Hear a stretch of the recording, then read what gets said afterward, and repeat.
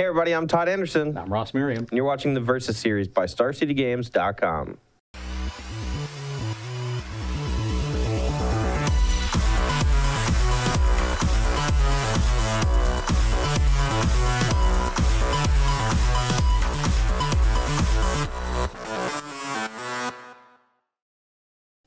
All right, so all this week on the Versus Series, I will be piloting Jeff Hoogland's Blue-Red Fairy Wizard Removal Counterspell Tempo Control Deck. It's 8 lightning bolts. It's a lightning bolt aggro. That's what I'm calling it. This deck is something to behold. I know Jeff Hoogland played it a good bit on his stream the week leading up to the Open in, I want to say, Indianapolis. There it is. The one that I should have went to, but you guys left a day early without telling me. No, y'all with Team BCW do the thing every Friday where you visit the challenge event at a local shop.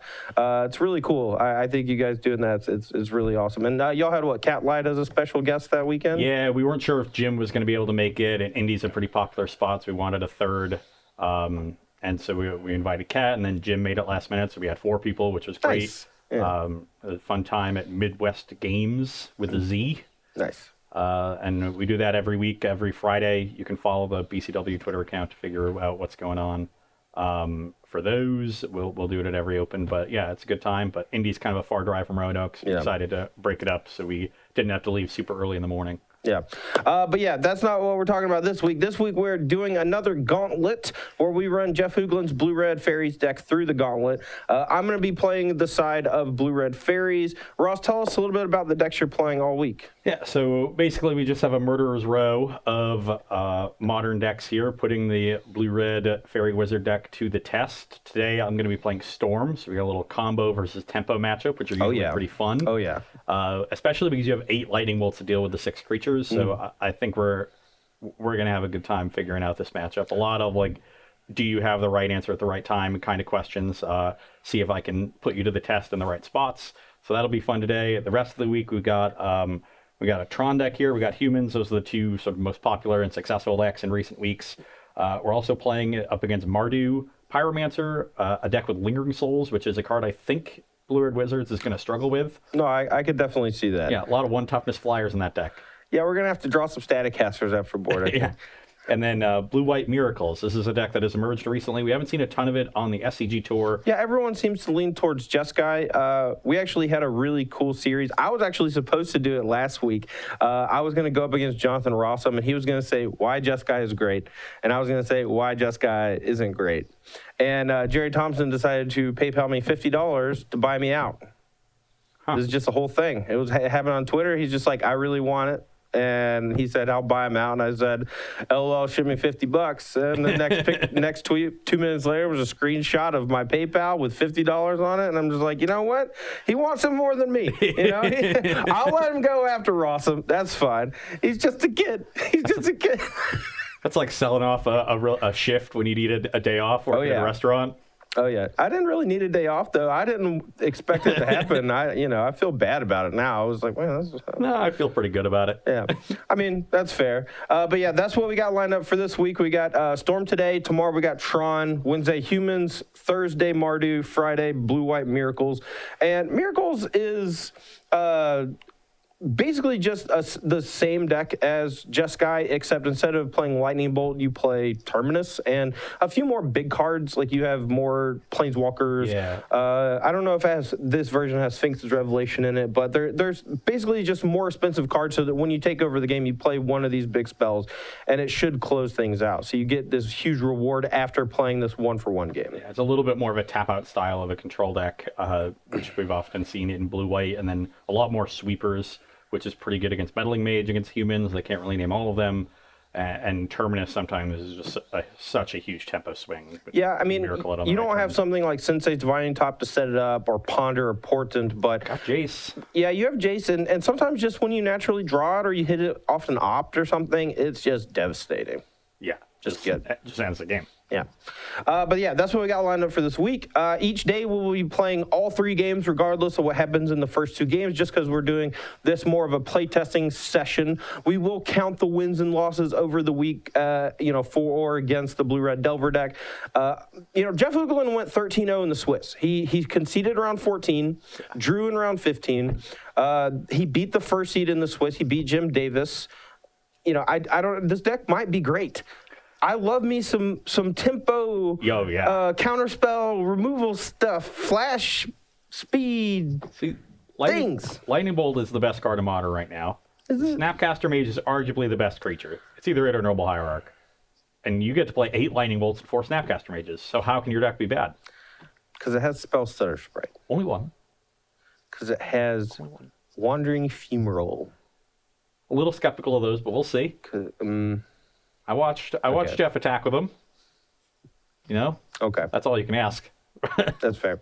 Yeah, so this deck is pretty sweet. We're going to run through the gauntlet. Let's just go ahead and get to the match. We're going to be playing Blue-Red. What's it called? Blue-Red what? Fairy Wizards?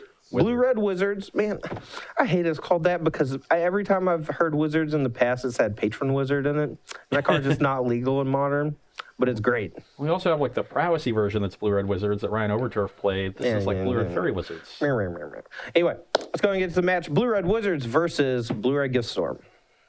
All right, we're here for the dice roll. See who goes first. Going to play the 7-11 game. 7 you lose, 11 you win. If you roll a 7, the other person rolls an 11. They get to go first all 3 games. Crap. All right, well, I'll still win. I won all 5 last week against, 2 weeks ago against Mr. Stevens. That was nice. Ooh, this Mutavault and Basic Mountain is killing me. But I'm keeping it. This hand's great. Yeah, I'm going to keep this hand. All right. Pretty typical Storm hand here. Sup. Islands. Not taking any damage from islands this match. Serum Visions. That's fine. Okay, looks like we have a plan. We're sticking to it. Pretty sure I want this one, but I can't keep this one just yet, so yes, Opt. I love Opt. So it's a blue source, but I think I want a spell over a blue source. The odds of me drawing another blue source is pretty high, and I don't really want to get flooded. So I think I'm going to bottom it. It's a bit of a gamble because I have this V-click up in this piece. I may have made a mistake. Go. Now I may have changed. It's possible that I'm just stupid. Spell stutter check? Yeah, spell stutter it. I really want to use it on 3 to get one of your mana creatures, but... I got another sleight of hand. It's okay. Yeah. Ugh. I guess I'll take this one. You can go. Bang. 19. Go.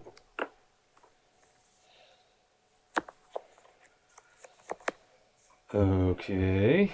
Man, I wish I had Riptide Lab. Riptide Lab's my fave. Sleight of hand. It's a lot of cantrips. Yeah, that's sort of the idea. I wish you could not trip.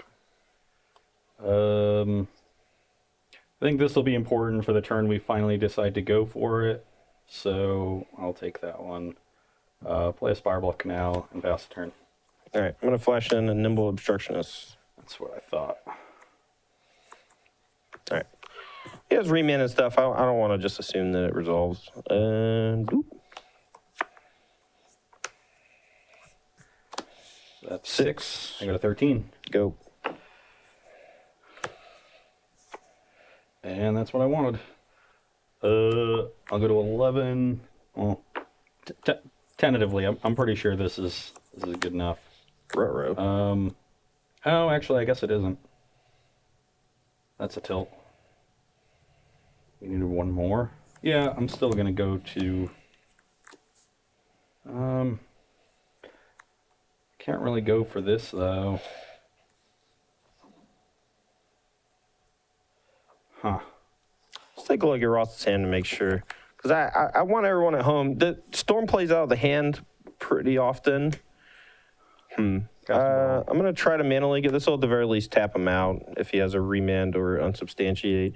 If he has another mana creature, then he'll tap out to play that. So, I'm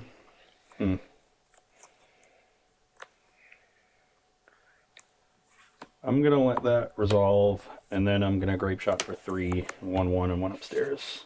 it's pretty good. Take some pressure off me, pass the turn.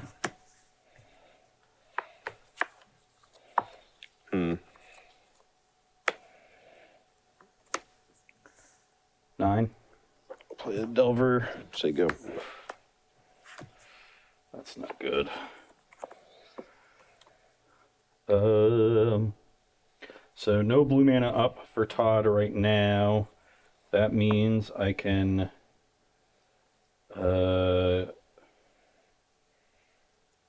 Main phase gifts and given. yeah, it would involve that. So I have 4 here. This goes to 5. I go down to 1, up to 7, and then up to 8, down to 4. At that point, I'm still short. I would need 1 more mana if I went with 2 Rituals, Past in Flames, Manamorphose off the gifts. Right, so this would be 3, and then 6, and then 7, and then, yeah, I'd have 4 floating. So I would essentially, Todd would just give me Past in Flames Manamorphose. So I would have to, yeah, I would just be dead on arrival. That's awkward.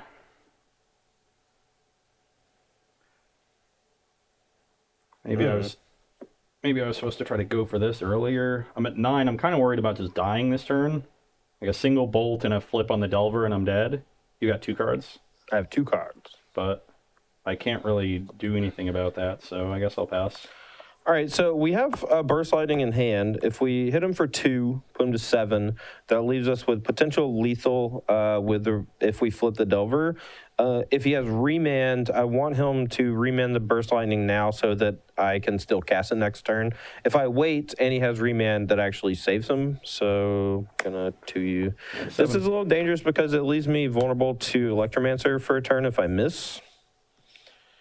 Whoop. Rats. Just 3. I go to 4. Go. And this has got to be good. Inside your draw step. Try this. I'm going to target you if it resolves. So I have no cards in hand.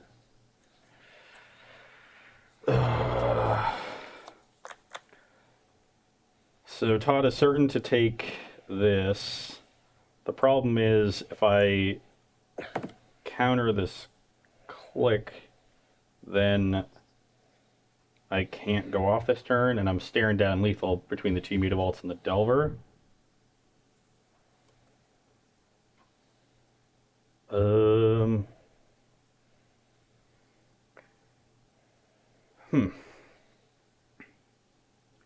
I could, I guess if I, yeah, I can't even like let it resolve and find a Grape Shot because the 2 Mutavaults are lethal by themselves.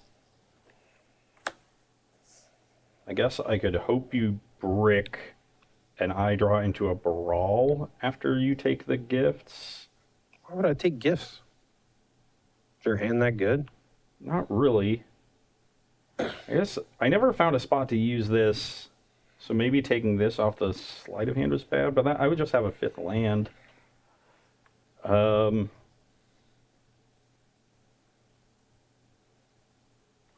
And I guess maybe what I was supposed to do when I brought, like, I assumed you had a bolt in hand, so I let the Mana Leak resolve on Brawl when I could have forced it through. I just didn't expect it to survive. Let me see your hand. I know that this hasn't resolved. I just want to talk this out because this is basically either the last turn of the game or the last relevant turn of the game. So I think you just have to let it resolve and hope to get lucky off of the draw step or the opt. But I'm pretty sure I'm just not gonna Take anything? So Yeah, that is actually, another option. let's see what happens. I'm 2 mana short. Right. Because this is 4, this makes 4, because you can splice the ritual for an extra 1. So this gets up to 8 mana and casts the Gifts floating 4. I find 2 rituals, Past in Flames, Manamorphose, and you just give me Past in Flames Manamorphose, and then I only have 1 draw step to find 2 mana. Yeah, if you unsubstantiate, you only have access to only red mana. I think you let it resolve and hope that I take gifts and you draw into something. But I think if you do that, I just take nothing, and then you have to just opt and hope to hit something. I don't even know what to hit. I think I would have to opt into Manamorphose into Brawl. No, that still wouldn't do it. I pretty sure I'm dead. Okay, I take nothing. Yeah, and I cannot. It's like a weird puzzle. It's great.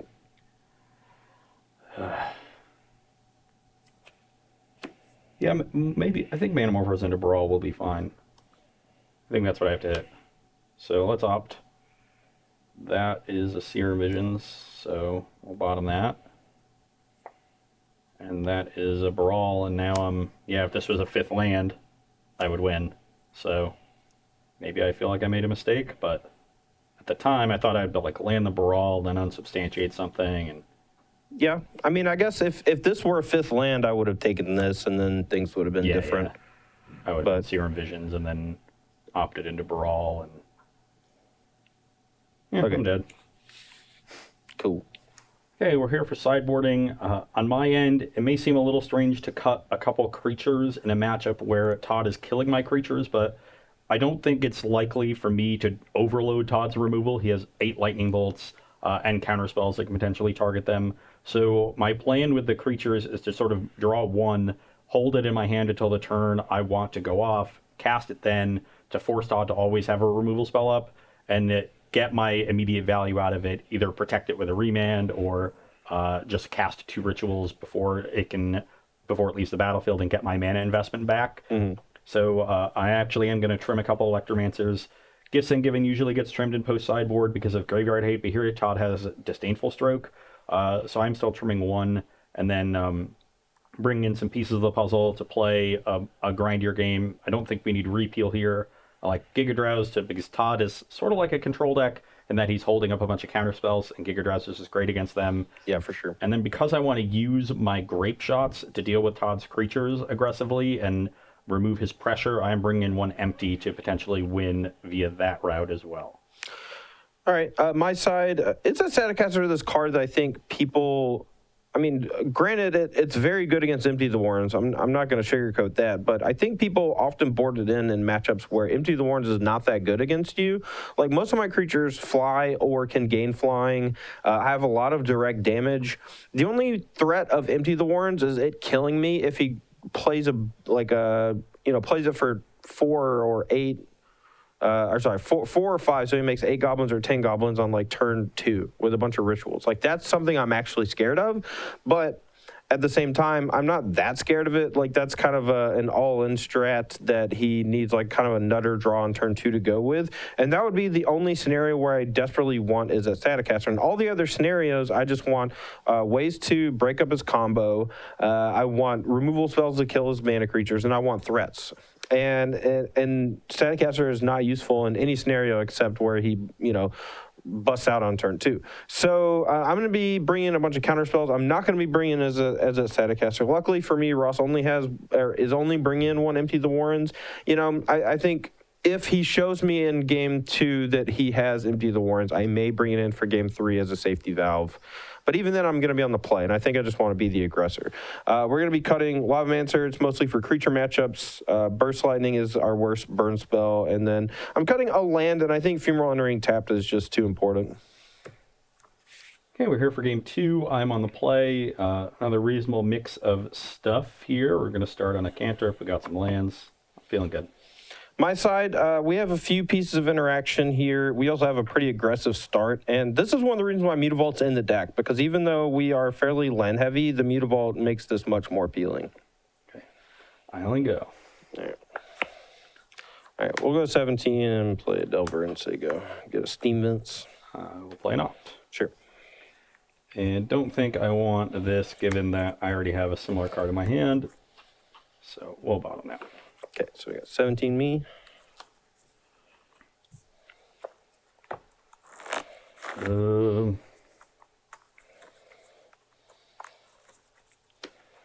Serum Machines. Sure.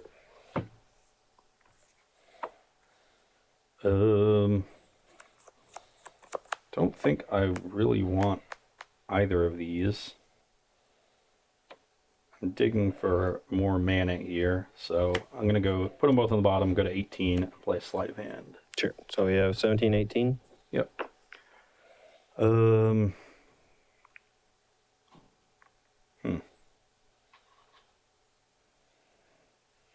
Yeah, I'm just going to take the mana, even though that other card is quite appealing.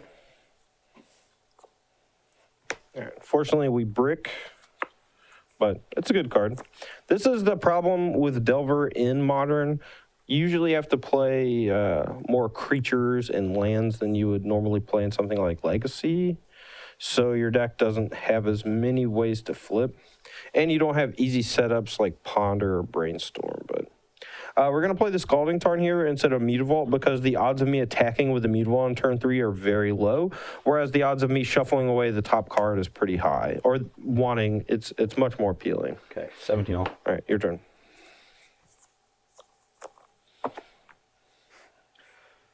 Sleight of Hand. Just keep cantripping through my deck. I guess we'll take that one. Don't want to take any more damage. I'll play an island. Pass. Hmm. I just want to play a Naked Snapcaster Mage here just to do some more damage. I think I'm gonna. You don't see this too often, but I 16. I definitely like putting some pressure on with some Snapcaster Mage. All right, so 16 to 17. Yep. Is it good? Yeah. All right. All right, cut me a lucky. Flip, flip, flip, flip, flip, flip. Oh, yeah. Oh, that's the goods. Oh, that's the goods right there. All right. We'll draw the negate. I'm going to play the Scalding Tarn to have potential for 2 blue mana. Out of 12. And pass turn. Wow. How do people win with this deck? I don't know. I lose to it a bit when I'm not playing humans. I lose to it rarely, but on occasion when I'm playing humans. It seems like one of the best decks in the format. I think this might be a product of boarding out a bunch of stuff like Goblin Electromancer, but I could be wrong. Like, your deck doesn't really do anything without the mana creatures. All right, so I can threaten lethal here. I'm going to go to 15 and play a click and target you if it resolves.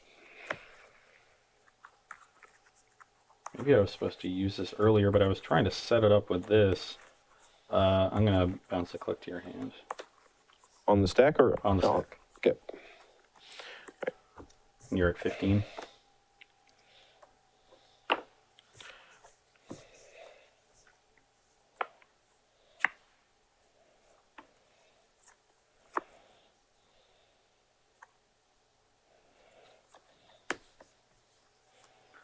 I'm at 7.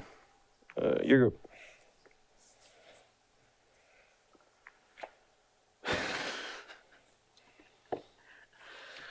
Those 4 cantrips, I couldn't find a ritual.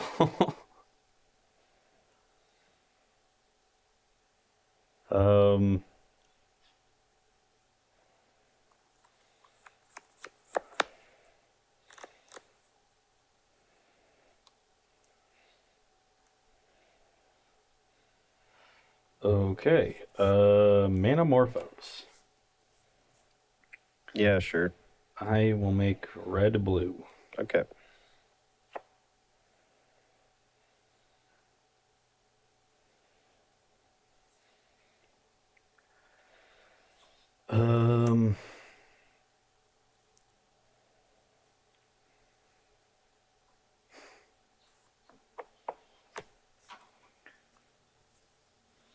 can't cast this now. I guess, yeah, I'm just dead. Tight. I can only grape shot this down. The V-click deals me 7. If I Yeah, plus I got these. Yeah. I just drew both Fast and Flames and the empty. Nice. Yeah, I mean, that's one of the reasons why we don't really care about Empty Thorns, because, if he just casts Empty there, we just go some bolts and kill him. If he grape shots, I mean, obviously, if he had a ritual, he could go, grape shot into Empty, and then we're in a little trouble. But depending on how he sequences it, we might be able to use Negate to save our insects. So, I mean, if he played a ritual, we could also counter the ritual in that spot. And there's a potential I should actually just counter the Manamorphose with the Negate there, because that leaves him with only 3 mana. So, a lot of ways we could have played that. Okay, before game 3, I'm going to do a little bit more sideboarding. I consulted one Caleb Shearer during our off-camera time, and this is what he has told me to do, and I'm just going to listen to him. Yeah, so do you want to try to explain why, or are you just going to listen to the master and everyone else can copy-paste? So I noted before game 2 with the way I sideboarded that the reason I was bringing in Empty was so I could become more of a mid-ranging control deck in the early turns, using my grape shots and removal to kill creatures. And it looks like this plan just takes that to a much further extreme. Mm-hmm. So I was trying to only go there a half measure, and this really goes all the way. We've got all the removal from the sideboard in with the bolts and the abrades. We've got all the pieces of the puzzle. This is your better card advantage spell than Gifts and Given, which is just better at setting up a straight combo. We're cutting all the counter magic, which is somewhat weak against Todd's counter spells. You just don't have the extra mana to use on your turn, as we saw in the other games. Still have the Giga Drowse to tap Todd out, because as the game goes long, he's probably going to build up a hand of counter spells and a lot of mana. Yeah. But I have a ton of removal now to deal with Todd's creatures, so the game should go significantly longer. Yeah, I think Giga Drowse is also just fine when you have a bunch of pieces of the puzzle. Like you have this card that generates card advantage, and Giga Drowse is usually only good when you're able to do that. Yep. So we're definitely gonna be more of a removal sort of Jund deck in the early turns, and eventually we'll work our way to finishing off with the combo. Okay, we're here for game 3. I'm on the play with another good mix of stuff, and let's hope it amounts to something this time. Yeah. Just a quick heads up for y'all. I did board in Staticaster. What Ross said during sideboarding made a lot of sense, and if that's the direction that Caleb is going, I'm assuming that that's where most Storm players are going. Being this more mid-rangey removal-heavy deck, they kind of change roles in the matchup, and it makes a lot of sense. So if Caleb writes, this is how you sideboard in that matchup, and people follow him, I think it's important to make sure you have Staticaster after sideboard. Yeah, if the games are going to go long and they're going to have both empties in, then Staticaster makes a lot more sense. Let's start with the Visions, though. Ooh, that's a good card. And kind of like both of these. Yeah, I like both of these. All right, go 18. 18, and just holds up. That, to me, is the sign of someone with a lightning bolt. So why don't I start with an opt? Sure. Draw this card I know is there, and then take 2 to 18 and play a sleight of hand. Sure. So 18 all? There's a chance I'm supposed to just be to slow down there and not cast anything, just draw the card I know and cantrip next turn, but okay. Has an opt. That also makes sense. I kind of want the third land here, so I'm going to keep it. It's also a pretty good one. I think I want to potentially fetch a tap Steam Vents depending on what Ross does, so I'm definitely not attacking with a Mutavault next turn. Okay, I'm going to run out of Brawl. Sure. Pass the turn. Got a lightning bolt for me? So this is tough. So if I bolt it and he has like a remand or something, that's fine. But if he has like a negate or dispel or something that he brought in, that's not great. I'm just going to try to use my mana efficiently, though, and play it. I could wait till I get to untap with negate mana or something, but that just seems You go to 17. Sketchy. Yeah.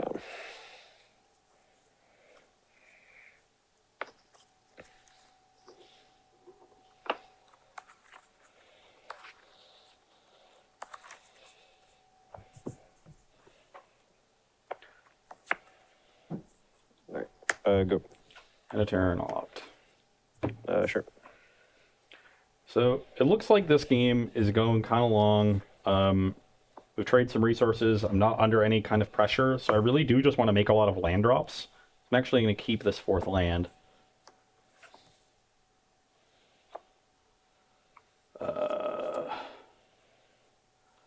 Pass. In a turn, I'll play a Snapcaster Mage. Sure. I will play an Opt. Yep. Don't think I want a 5th land. I'm gonna bottom it.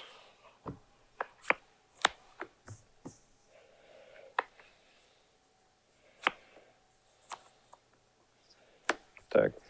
16. Go. One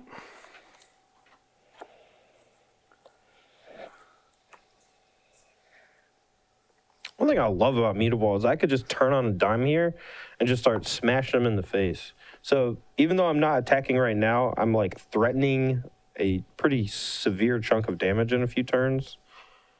And with a bunch of cards like Lightning Bolt and Wizard's Lightning, it just changes how how they have to approach the race. Got 6 cards over there. Yep. Given that Todd didn't attack with the Mutavault last turn, I kind of think he has 2 counter spells here. Makes you think that? Because I didn't attack with the Mutavault? Man. That means I have to wait a turn. Oh, a Dealing Click would be problematic, but it is what it is. Pass. Okay. I wish I had been Dealing Click. No V-Click is good. Attack. 14. Go.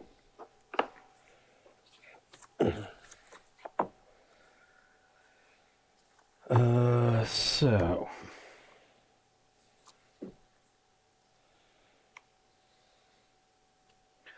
let's start this party with a brawl. Or, well, actually, I'm gonna Remand Brawl. Remand's losing a lot of value here, and I think this is gonna be one of the better spots to get it, so to speak. At least slow it down. It's fine. I will cast an Opt. Yeah. And I like that one, so I'll keep it. And then I'll pass the turn.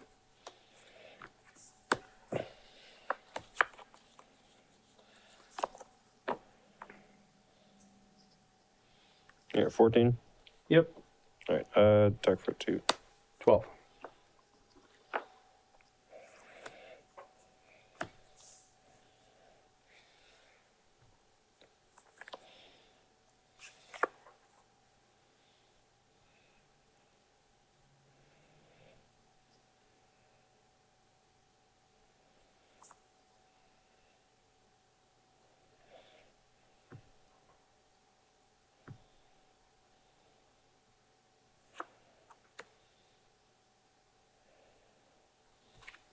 Go. Draw. Mm-hmm. Okay, let's start with a brawl. Resolves. I will play a Manamorphose.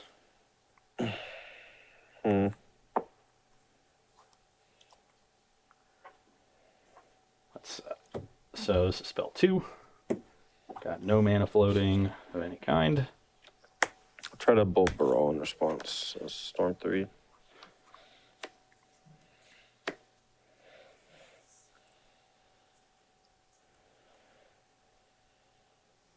In response, I will play a Desperate Ritual, Storm 4.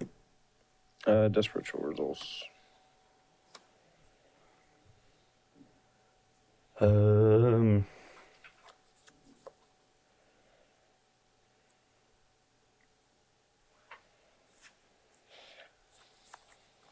Let's play another Desperate Ritual in response. Storm 5, 2 red pool. Yeah, that's fine. To 5 red. Then I will play a Manamorphose. Storm 6. 4 red.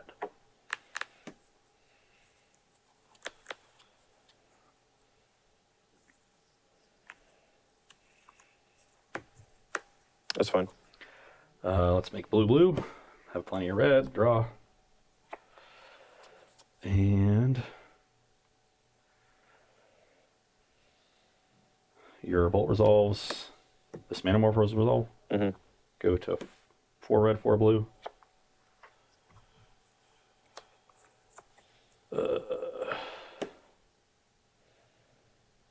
Go to 2 red and 3 blue. Cast a Pieces of the Puzzle.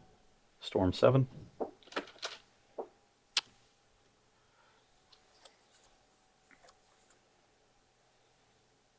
I'll negate it. Storm 8.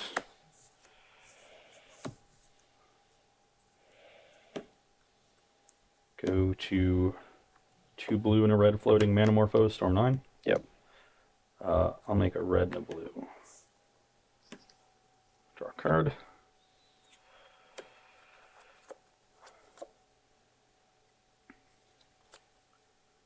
And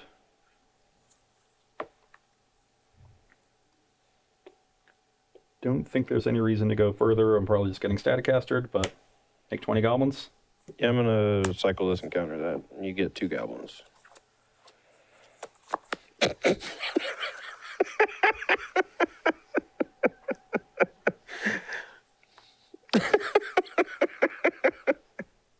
Yeah. That's a tough card for this deck to beat. All right. It's like Stifle. You can go, yeah, but I can't really counter it. Or I was holding it for forever. I'm just like, oh god, this card's so good, this matchup. All right. Attack with these. Oh, Bolt Immutable. You have 1 card left after that? Yep. That's fine. Block the Snapcaster. Okay. You go to 10? Yep. Your turn.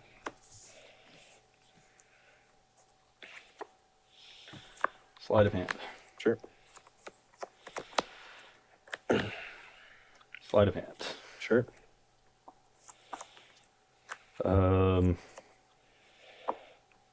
This has to be better, but and pass.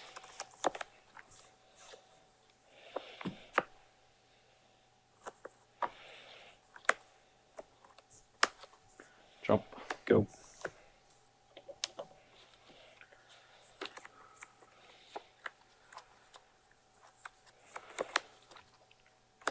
You got how many cards over there? 3, 4. Sorry, 4. Pass. You're 10. Yep. Yeah, I'm just gonna go ahead and play this out. Sure. Untap.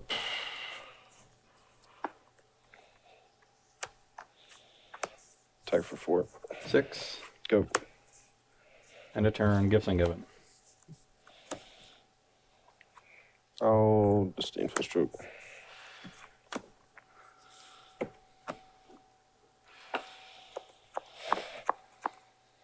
Got another counter spell.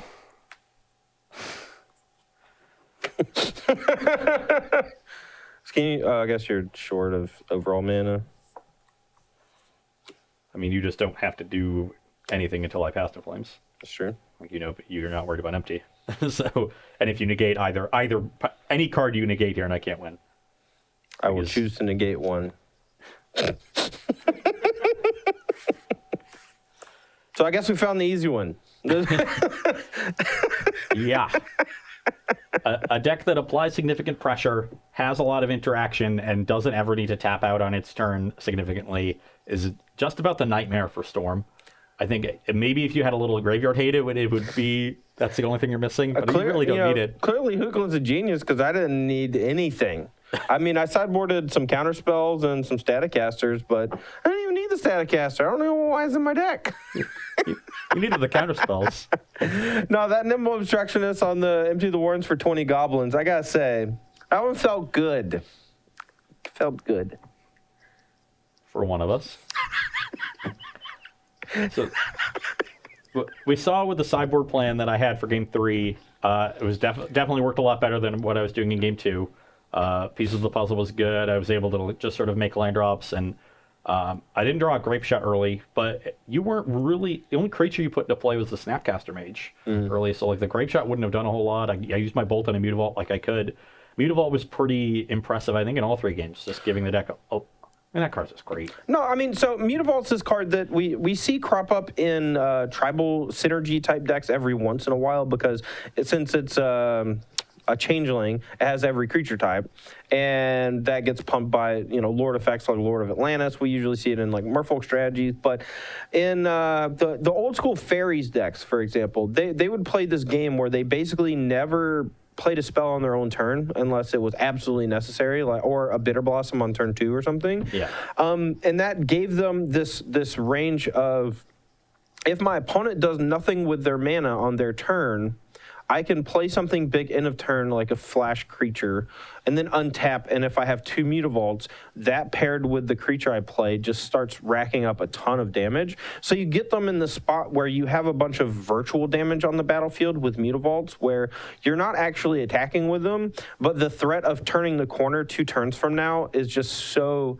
scary that it puts them in a position where they have to start running their cards into your remands, into your counter spells, into your spell starter sprites. So you get value out of your cards. Yeah.